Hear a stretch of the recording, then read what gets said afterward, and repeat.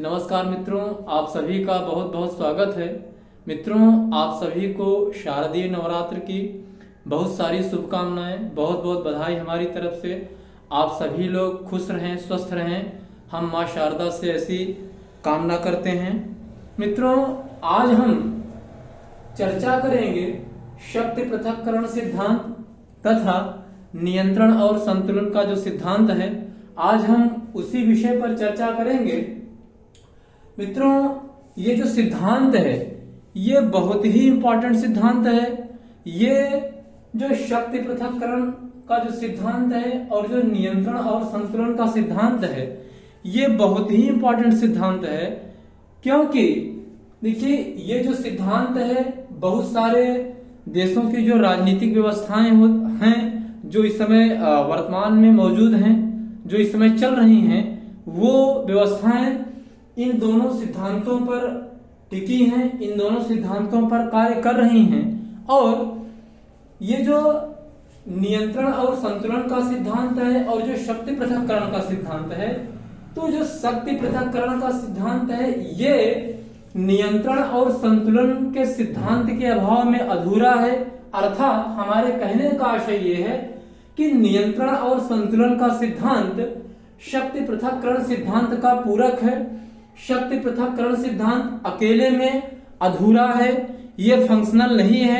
ये फंक्शनल तब होता है, ये पूरा तब होता है जब नियंत्रण और संतुलन के सिद्धांत के साथ ये आता है। तो जो नियंत्रण और संतुलन का सिद्धांत है, जो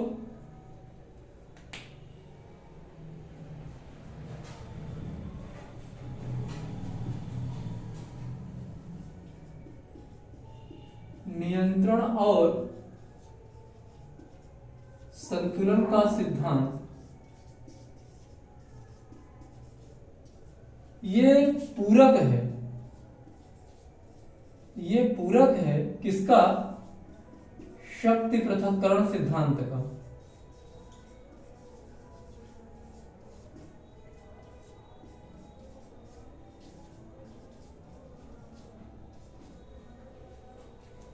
देखिए, पूरक का मतलब ये होता है कि पूरा करने वाला, पूर्ति करने वाला, जो किसी के साथ मिलकर के उसे पूर्ण स्वरूप प्रदान करता है, उसे एक कंप्लीट फॉर्म में लाता है, तो उसे हम पूरक कहते हैं।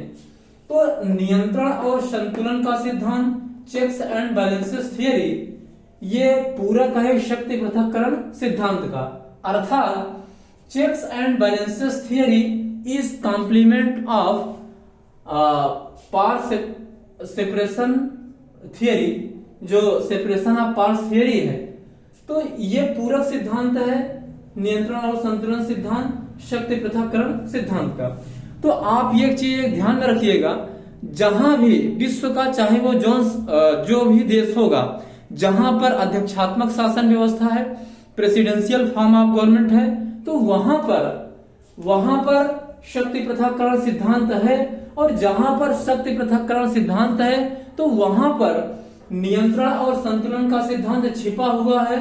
नियंत्रण और संतुलन का सिद्धांत अनिवार्य रूप से होगा ही होगा, क्योंकि बगैर इस सिद्धांत के ये सिद्धांत फंक्शनल नहीं है, पूरा नहीं है, अधूरा नहीं है, ये कार्य नहीं कर सकता है। इसलिए जो शक्ति पृथक्करण का सिद्धांत है ये चेक्स एंड बैलेंसेस थियरी के साथ ही फंक्शनल होता है, कार्य कर पाता है। ये अकेले में इनकम्प्लीट है शक्ति पृथक्करण सिद्धांत। तो आज हम इसी विषय पर चर्चा करेंगे और अब हम ये देखेंगे कि जो शक्ति पृथक्करण सिद्धांत है, जो नियंत्रण और संतुलन का सिद्धांत है, जो सेपरेशन ऑफ पार्ट्स थियरी है, वो क्या है।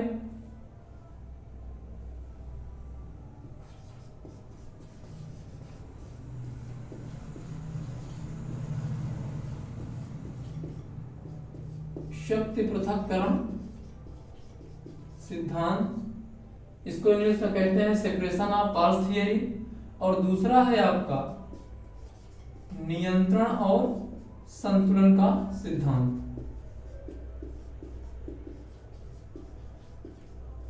संतुलन का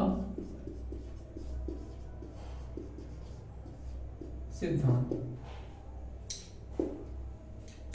देखिए जो ये सेपरेशन ऑफ पार्ट्स थियरी है, ये जो शक्ति पृथक्करण सिद्धांत है, ये एक ऐसा सिद्धांत, ऐसा विचार और एक ऐसी अवधारणा है जिसके अंतर्गत ये माना जाता है कि जो शासन की समस्त शक्तियां हैं, उत्तरदायित्व हैं और नियंत्रण हैं, वो किसी एक व्यक्ति या संस्था में समाहित ना हो, केंद्रित ना हो, बल्कि वे शासन के विभिन्न अंगों में बटी हो, वो पृथक पृथक रूप में बटी हुई हो और वो शासन के विभिन्न अंग एक दूसरे से स्वाधीन हो, एक दूसरे से पृथक हो। और जो नियंत्रण और संतुलन का सिद्धांत है, नियंत्रण और संतुलन का सिद्धांत क्या कहता है? नियंत्रण और संतुलन का सिद्धांत एक ऐसा सिद्धांत, विचार या अवधारणा है जिसके अंतर्गत ये माना जाता है कि जो शासन के जो विभिन्न अंग हैं, जो शासन के तीनों अंग हैं, वो सामान्य रूप से आमतौर पर जनरली एक दूसरे से स्वाधीन होंगे, पृथक होंगे, लेकिन अपने कार्यों के संबंध में, कार्य करने के संबंध में उन्हें एक दूसरे के सहयोग की आवश्यकता हो, जरूरत हो, एक दूसरे के सहयोग एवं समर्थन की आवश्यकता बनी रहे। तो ये नियंत्रण और संतुलन का सिद्धांत कहता है। देखिए ये जो सैद्धांतिक पोर्शन है, ये कहता है, भाई आपने सिद्धांत को बहुत पढ़ा होगा, सिद्धांतों के बारे में आपने तमाम किताबों में पढ़ा होगा, लेकिन मित्रों जो विशेष रूप से बात गौर करने वाली है कि इसका जो प्रैक्टिकल एप्लीकेशन है, इसका जो फंक्शनल रूप है, वो कैसे अप्लाई होता है, ये प्रैक्टिकल में आता कैसे है, ये सिद्धांत बगैर इसके काम नहीं कर पाता है, तो प्रैक्टिकल में वो चीजें चलती कैसे हैं, हमें उसी पर फोकस करना है। इसका जो प्रैक्टिकल एप्लीकेशन है वहीं पर बहुत ज्यादा ध्यान देना है, क्योंकि सिद्धांत तो आपने बहुत पढ़ा होगा, बहुत सारी किताबों में पढ़ा होगा। हमारा मेन फोकस ये है, मेन मोटो ये है कि आप इसके प्रैक्टिकल एप्लीकेशन से इसका जो व्यवहारिक स्वरूप है, ये कैसे फंक्शन करता है, ये इसका जो फंक्शनल स्वरूप है वो है कैसे, आप उसको समझें। तो देखिए इस संबंध में हम दो चित्र बनाएंगे, आप उस चित्र पर गौर करिएगा और हम आपको विश्वास दिलाते हैं, पूरे दावे के साथ ये कह सकते हैं कि आप उसको अच्छे से देख लेंगे, समझ लेंगे, तो इन थियरी के संबंध में जो भी डाउट्स है, जो भी संदेह है, जो भी अस्पष्टता है, वो निश्चित तौर पर दूर हो जाएगी और वो कॉन्सेप्ट आपका आजीवन क्लियर हो जाएगा, उसमें कोई दुविधा नहीं रहेगी। तो देखिए कि वो जो दो फिगर हम बनाने चल रहे हैं, उस दो फिगर से इन दोनों सिद्धांतों का जो प्रैक्टिकल एप्लीकेशन है वो समझ में आ जाएगा, वो कॉन्सेप्ट बिल्कुल क्लियर हो जाएगा और आप ये देखेंगे कि वास्तव में कैसे जो सेपरेशन ऑफ पार्ट्स थियरी है वो अपने आप में इनकम्प्लीट है, अधूरा है, बगैर इसके चेक्स एंड बैलेंसेस थियरी के। तो देखते हैं।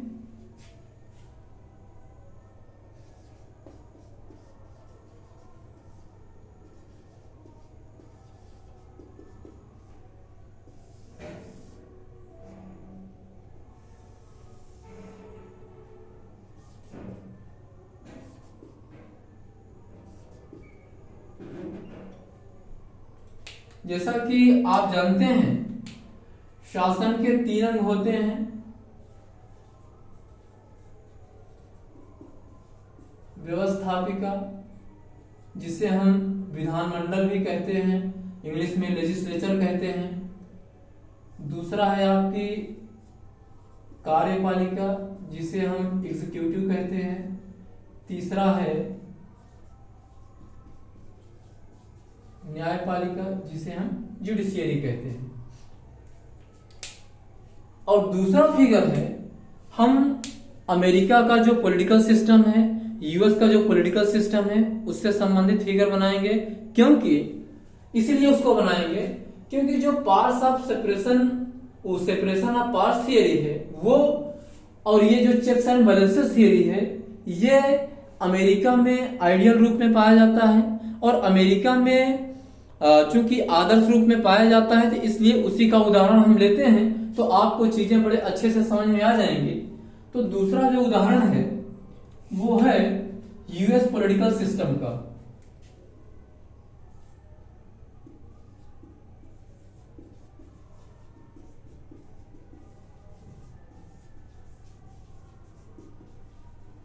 यूएस पॉलिटिकल सिस्टम का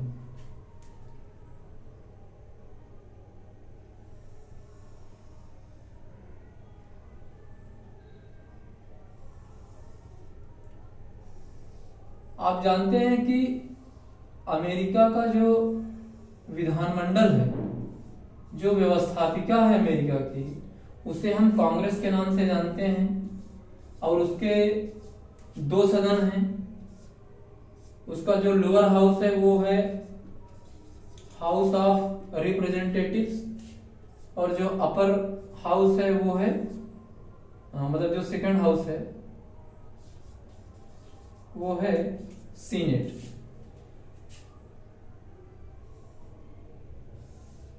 इसे हम कहते हैं कांग्रेस।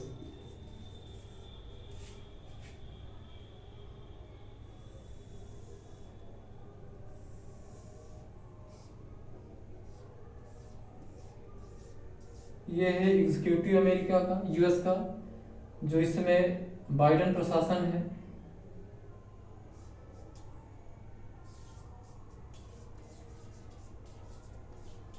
एग्जीक्यूटिव, देखिए ये प्रेसिडेंट है जो कि सरकार को लीड करता है, और ये आपका हो गया जुडिशियरी।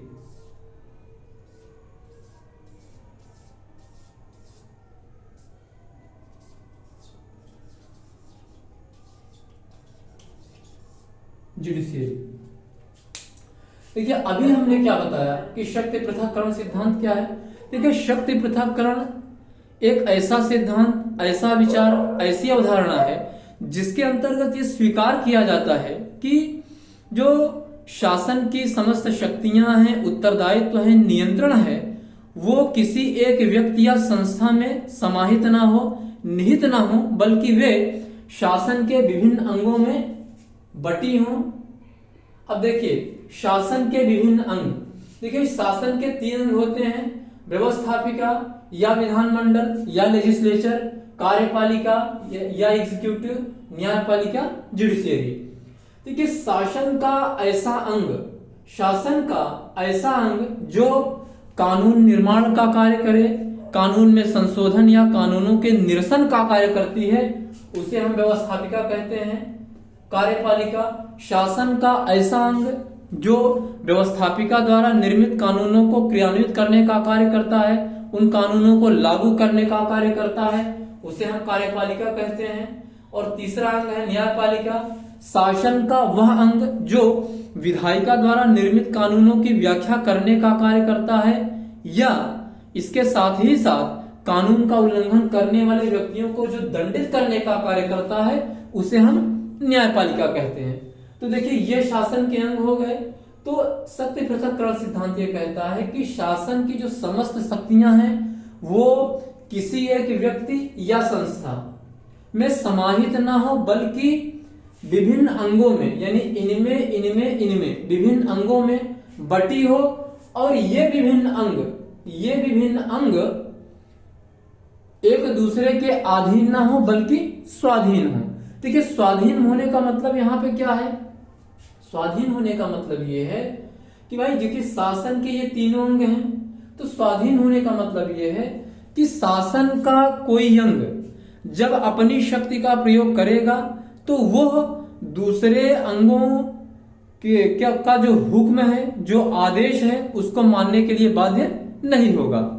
तो स्वाधीन होने का मतलब आप सिर्फ इतना समझिए कि यहाँ पर कि शासन का कोई अंग जब अपनी शक्ति का प्रयोग करेगा तो अपनी शक्तियों के प्रयोग के संदर्भ में वह दूसरे अंगों का हुक्म मानने के लिए बाध्य ना हो, दूसरे अंगों का हुक्म मानने के लिए बाध्य ना हो, मजबूर ना हो। एक चीज। और दूसरी चीज क्या है कि देखिए ये शासन के 3 अंग हो गए। अब देखिए यूएस का जो पॉलिटिकल सिस्टम है, और देखिए हाँ, जो नियंत्रण और संतुलन का सिद्धांत है, वो ये कहता है, अभी हमने कुछ देर पहले आपको सैद्धांतिक रूप में बताया, तो उसमें ये है, उसका ये कहना है या इसके अंतर्गत ये माना जाता है कि जो शासन के अंग हैं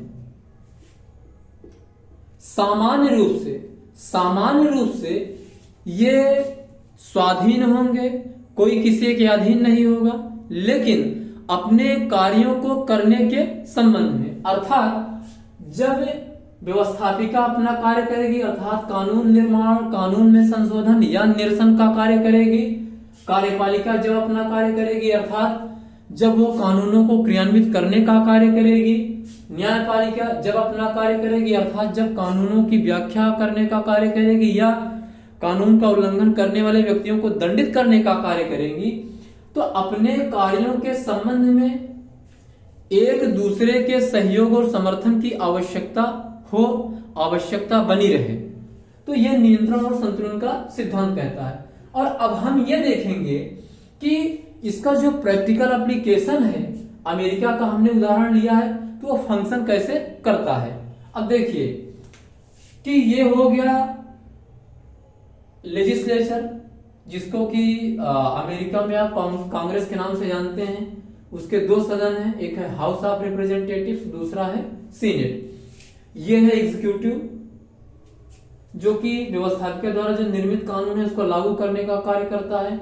अभी वहां पर बाइडेन प्रशासन है, तो जब हम अमेरिका में एग्जीक्यूटिव का नाम ले तो आप बाइडेन प्रशासन को ध्यान में रखिए। और ये है जुडिशियरी। अब देखिए अमेरिका में कैसे सेपरेशन ऑफ पावर्स थियरी है, सत्य पृथक्करण का सिद्धांत है, और किस प्रकार से चेक्स एंड बैलेंसेस थियरी भी वहां पर कार्य करती है। देखिए अमेरिका में क्या है कि व्यवस्थापिका, कार्यपालिका, न्यायपालिका, ये तीनों अलग अलग हैं। इन तीनों में कोई संबंध नहीं है, अपने आप में सब स्वतंत्र हैं, वो किसी के अधीन नहीं है, वो स्वाधीन है। देखिए अमेरिका में क्या है कि व्यवस्थापिका और कार्यपालिका के बीच कोई संबंध नहीं है, दूर दूर तक कोई संबंध नहीं है, और कार्यपालिका और न्यायपालिका के बीच भी कोई संबंध नहीं है। अर्थात हमारे कहने का मतलब ये है कि अमेरिका में या जहां भी प्रेसिडेंशियल फॉर्म ऑफ गवर्नमेंट होगी, जहां भी अध्यक्षात्मक शासन प्रणाली होगी, वहां पर देखिए अमेरिका में क्या है कि जो व्यक्ति व्यवस्थापिका के किसी भी सदन का सदस्य होगा, चाहे वो हाउस ऑफ रिप्रेजेंटेटिव्स का हो या सीनेट का हो, तो वो वहां की सरकार में मंत्री नहीं बन सकता है। वहां जो बाइडेन प्रशासन है उसके अंतर्गत वो मंत्री, मिनिस्टर, सेक्रेटरी नहीं बन सकता है।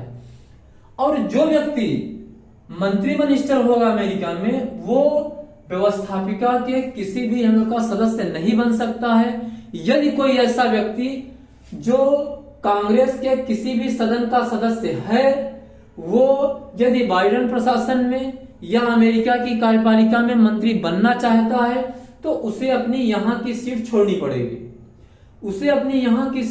पड़ेगी, तभी वो यहां पर मंत्री बन सकता है। एक चीज। दूसरी चीज, यदि अमेरिका में कोई व्यक्ति मंत्री है, मिनिस्टर है, सेक्रेटरी है, वहां के मिनिस्टर को सेक्रेटरी बोला जाता है। अगर कोई सेक्रेटरी है, मंत्री है, मिनिस्टर है, जो भी आप समझ लीजिए, तो वो यदि कांग्रेस के किसी भी सदन का सदस्य बनना चाहता है, वो चुनाव लड़ना चाहता है, तो ऐसी स्थिति में उसे मंत्री पद छोड़ना पड़ेगा, उसे इस्तीफा देना पड़ेगा, उसे मंत्री पद त्यागना पड़ेगा, तभी वो यहाँ का सदस्य बन सकता है, अन्यथा सदस्य नहीं बन सकता है।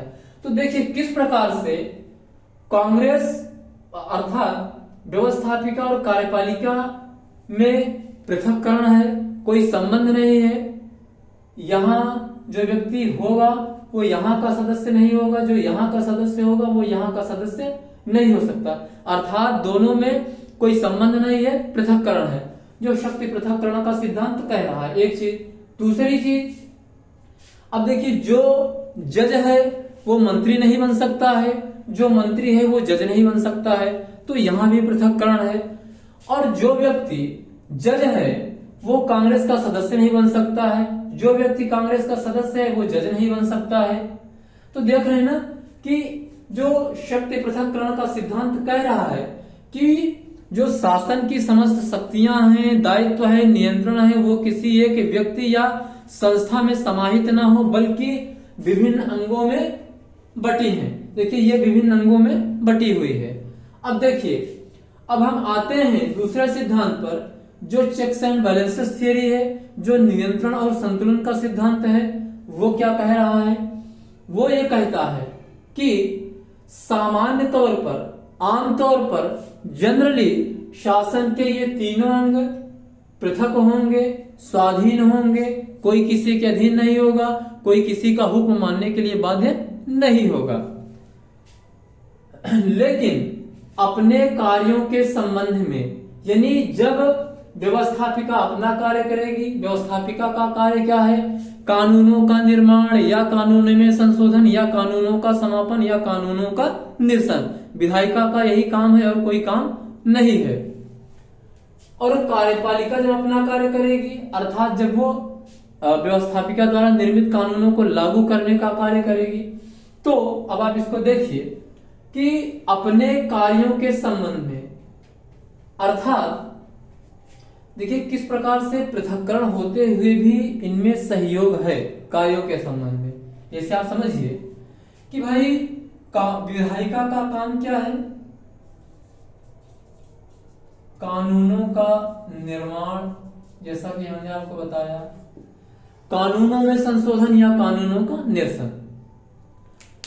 अब कांग्रेस ने मान लीजिए कि किसी भी विषय पर, किसी भी मुद्दे पर, किसी भी चीज पर कोई विधेयक पारित कर दिया इन दोनों सदनों ने। जब विधेयक पारित हो गया तो भाई व्यवस्थापिका ने विधेयक पारित कर दिया तो वो कानून नहीं बन गया। वो कानून तब बनेगा जब अमेरिका का प्रशासन, वो अमेरिका का प्रेसिडेंट अर्थात बाइडेन जब उस पर सिग्नेचर करेंगे। अगर व्यवस्थापिका ने किसी विषय पर, किसी मुद्दे पर, किसी चीज को लेकर के कोई विधेयक बनाया, विधेयक पारित कर दिया, वो विधेयक विधि तब तक नहीं बनेगा जब तक राष्ट्रपति उस पर अपनी असेंट ना दे दे, अपनी सहमति ना दे दे या उस पर सिग्नेचर ना कर दे। तो देखिए आप कि सामान्य तौर पर तीनों अंग पृथक पृथक हैं, स्वाधीन हैं, कोई किसी का हुक्म मानने के लिए बाध्य नहीं है। लेकिन अपने कार्यों के संबंध में, यानी जब ये विभिन्न अंग कार्य करेंगे, अपना कार्य करेंगे, अपना फंक्शन करेंगे, तो उनके बीच आपस में सहयोग और समर्थन की आवश्यकता होगी।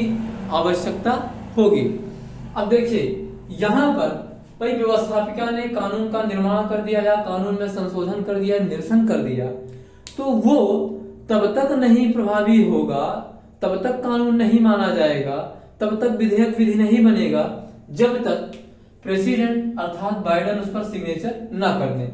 तो देखिए भाई इन्होंने कानून बनाया, इन्होंने किसी विषय पर विधेयक पारित कर दिया, इनके बनाए गए विधेयक विधि तब तक नहीं बनेंगे जब तक राष्ट्रपति सिग्नेचर नहीं करेगा। अर्थात व्यवस्थापिका ने अपना काम किया, लेकिन इनका काम तब तक पूरा नहीं माना जाएगा जब तक राष्ट्रपति उस पर सिग्नेचर नहीं करेगा।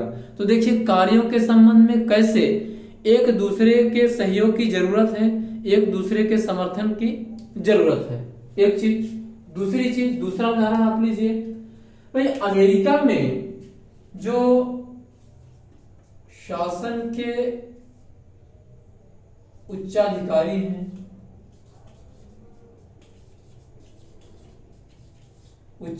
हैं, या जो संधियां होती हैं, अमेरिका जैसे अन्य देशों से संधियां करता है तमाम सारे मुद्दों पर, भाई ये दोनों काम करेगा कौन? ये काम है, ये शक्ति दी गई है राष्ट्रपति को, ये अधिकार है राष्ट्रपति को। अब मान लीजिए कि राष्ट्रपति ने अर्थात बाइडेन ने अमेरिका के जो इसमें प्रेसिडेंट है वो मान लीजिए भारत में किसी को राजदूत नियुक्त करते हैं अमेरिका का, या ब्रिटेन में करते हैं, कनाडा में करते हैं, पाकिस्तान में करते हैं, चाइना में करते हैं, उन्होंने कर दिया, या अमेरिका ने भारत से कोई संधि किया। तो ऐसी स्थिति में देखिए अमेरिका जब किसी अधिकारी को नियुक्त करेगा भारत में राजदूत या किसी देश से संधि करेगा, तो वो कांग्रेस से ये नहीं पूछेगा कि हम इन्हें नियुक्त करें कि ना करें, या भारत से इस प्रकार की संधि करें कि ना करें, चीन से करें कि ना करें। तो अमेरिका का राष्ट्रपति उनसे पूछेगा नहीं, लेकिन अमेरिका का राष्ट्रपति जब अधिकारियों की नियुक्ति कर देगा भारत से, पाकिस्तान से, चाइना से, वियतनाम से, XYZ किसी भी कंट्री से, वो जब कोई ट्रीटी करेंगे बाइडेन, तो वो ट्रीटी या अधिकारियों की नियुक्ति तब तक वैध नहीं मानी जाएगी या तब तक वो प्रभावी नहीं मानी जाएगी जब तक अमेरिकी कांग्रेस का जो सेकंड चेंबर है, जो उच्च सदन है सीनेट, उसे अपना अप्रूवल ना दे दे, उस पर अपनी सहमति न व्यक्त कर दे। तो देखिए यहां पर प्रेसिडेंट जब काम कर रहे थे कि हमें किसे नियुक्त करना है किसे नहीं नियुक्त करना है, तो इस संबंध में वो जो सीनेट है उससे नहीं पूछ रहे हैं, इस संबंध में वो स्वतंत्र हैं। लेकिन जब उन्होंने नियुक्ति कर दी तो नियुक्ति तभी प्रभावी मानी जाएगी, वो संधि तभी अमेरिका में लागू होगी जब सीनेट उसे अप्रूव कर देगा, उस पर अपनी सहमति दे देगा, उसे वो सही मान लेगा तभी। तो देखिए यहां पर किस प्रकार से प्रेसिडेंट या कार्यपालिका अपने कार्यों के संबंध में देखिए व्यवस्थापिका पर किस प्रकार से निर्भर हो गए। सामान्य तौर पर स्वतंत्र हैं, लेकिन कार्यों के संदर्भ में देखिए किस प्रकार से कार्यपालिका की जो निर्भरता है वो किस प्रकार से व्यवस्थापिका पर आ गई, किस प्रकार से कार्यपालिका को व्यवस्थापिका के सहयोग की जरूरत है। अब देखिए तीसरा उदाहरण आप देखिए कि जो जुडिशियरी है, भाई ये व्यवस्थापिका द्वारा जो निर्मित कानून है उसको व्याख्या करने का कार्य करती है, और जो व्यक्ति कानूनों का उल्लंघन करता है तो उसे दंड देने का कार्य करती है। अब देखिए कि दंड देने का कार्य कर कौन रहा है? जुडिशियरी कर रही है, न्यायपालिका कर रही है, न्यायाधीश कर रहे हैं, जज कर रहे हैं। लेकिन वहीं पर अमेरिकी प्रेसिडेंट को, अमेरिकी राष्ट्रपति को क्षमादान का अधिकार है। राष्ट्रपति को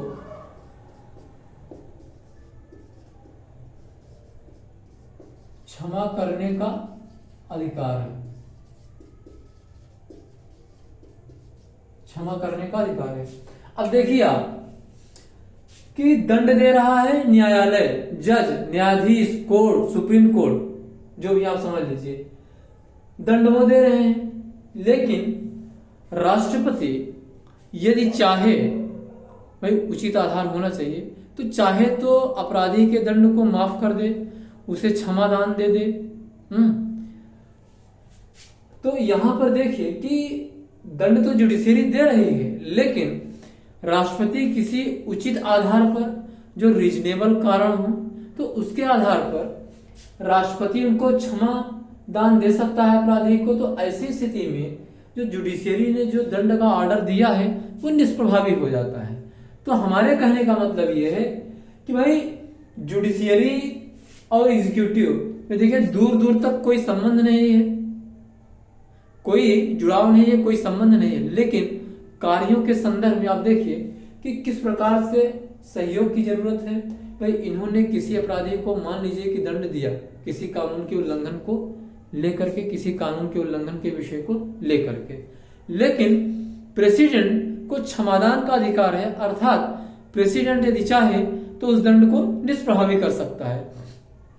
तो हमारे उदाहरण देने का मतलब यह है कि जो शक्ति पृथक्करण का सिद्धांत है, जो सेपरेशन ऑफ पावर्स थियरी है उसका ये कहना है कि जो शासन की समस्त शक्तियां हैं, उत्तरदायित्व है, नियंत्रण है, वो किसी एक व्यक्ति या संस्था में निहित ना हो, समाहित ना हो, बल्कि वो शासन के विभिन्न अंगों में बटी हो, शासन के विभिन्न शाखाओं में बटी हो, और वो विभिन्न अंग एक दूसरे से स्वाधीन हो, कोई किसी के अधीन नहीं होगा।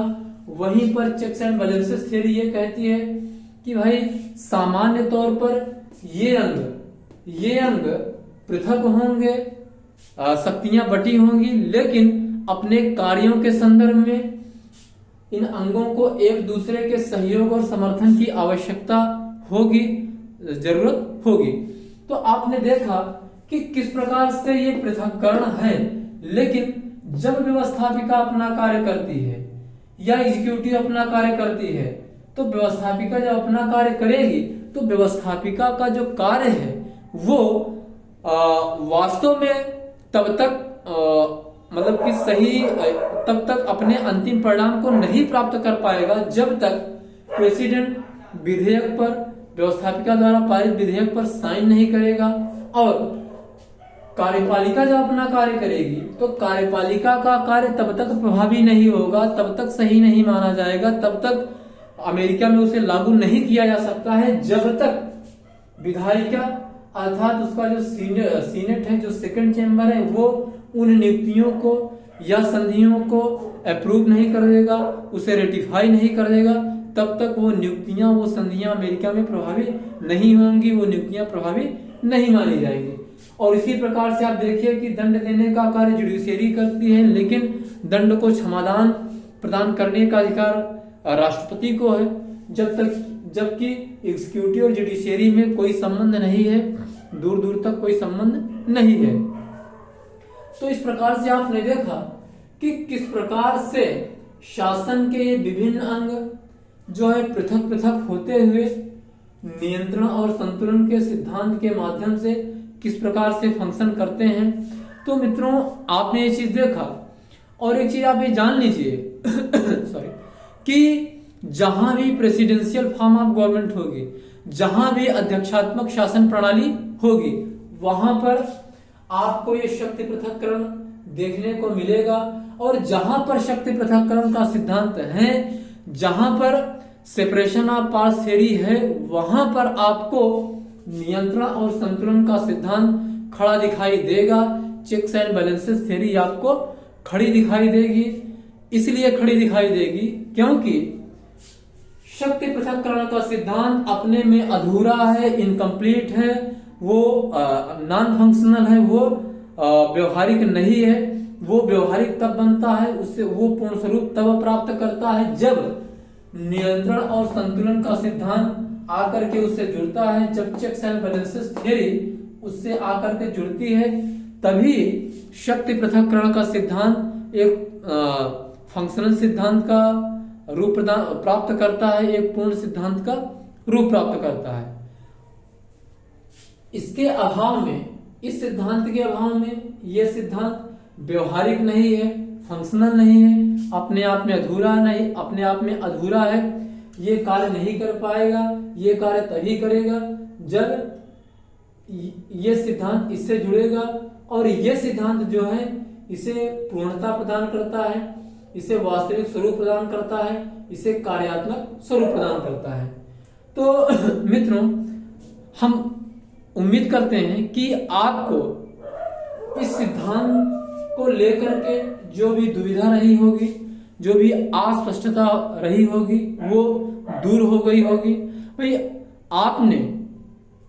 आपने जो सेपरेशन ऑफ पावर्स थियरी है और जो चेक्स एंड बैलेंसेस थियरी है, आपने इसका जो सैद्धांतिक स्वरूप है बहुत सारी किताबों में पढ़ा होगा, लेकिन इसका जो प्रैक्टिकल स्वरूप है, इसका जो प्रैक्टिकल एप्लीकेशन है, इसका जो प्रैक्टिकल फॉर्म है, इसको लेकर के आपके संबंध में थोड़ी सी जो एक प्रकार से आप इसको नहीं समझ पा रहे होंगे या जो अस्पष्टता रही होगी, तो इस फिगर के माध्यम से, इन दोनों फिगर्स के माध्यम से आपको ये बात बिल्कुल स्पष्ट हो गई होगी, बिल्कुल क्लियर हो गई होगी कि ये दो सिद्धांत किस प्रकार से आपस में मिल करके एक पूर्ण स्वरूप प्राप्त करते हैं और किस प्रकार से ये फंक्शन करते हैं, किस प्रकार से ये कार्य करते हैं, जिस पर अमेरिका की जो राजनीतिक व्यवस्था है, जो पॉलिटिकल सिस्टम है, वो फंक्शन कर रहा है, वो संचालित हो रहा है।